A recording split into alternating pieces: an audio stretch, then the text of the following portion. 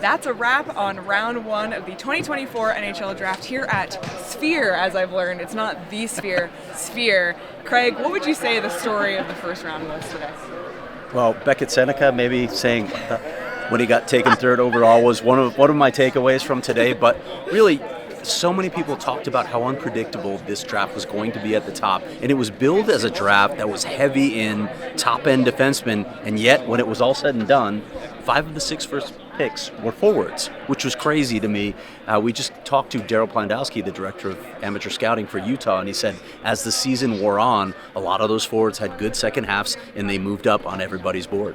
Yeah, we saw quite a few trades as well between many teams, some teams even choosing to trade out of the first round. Should be interesting to see what happens tomorrow. I expect probably more trades. But yeah, very, very unpredictable and interesting first round, Craig. There was also a little bit of drama with Ryan Smith, the owner of the Utah franchise, the Utah Hockey Club, and you tweeted about it. I did. Ryan Smith, of course, got to make the first selection in Utah history, which is cool for him and his wife, Ashley. And he, in classic fashion of any crowd of an NHL draft, people booed. They booed almost every team except for Vegas, of course. Yeah. And he said, "Why are you booing us? You haven't done anything yet."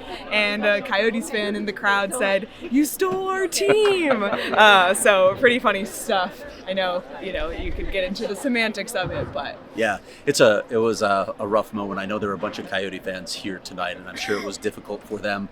Fortunately, we'll have a really cool video coming, and I had nothing to do with it. It was all you and Shane just talking to people about the Arizona situation, so you should look for that at some point on our YouTube channel. Yeah, okay, absolutely, and on our Twitter account. Other thing, of course, we have to talk about is the Sphere, Craig. Yeah, it's unbelievable. Or excuse me, Sphere. I don't know. Sphere. I don't know. This place is unbelievable.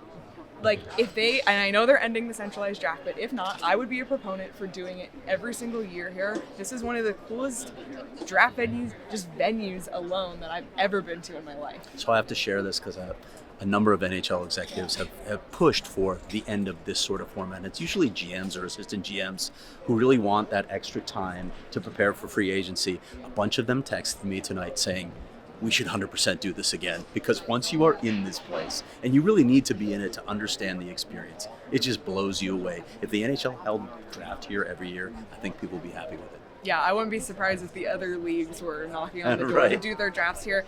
What a cool venue. I would love to see a here. I hope everybody gets the chance to be inside it here one day, but as far as an NHL draft setting, you couldn't have asked for anything cooler or more unique. So the NHL, as usual, leading the way.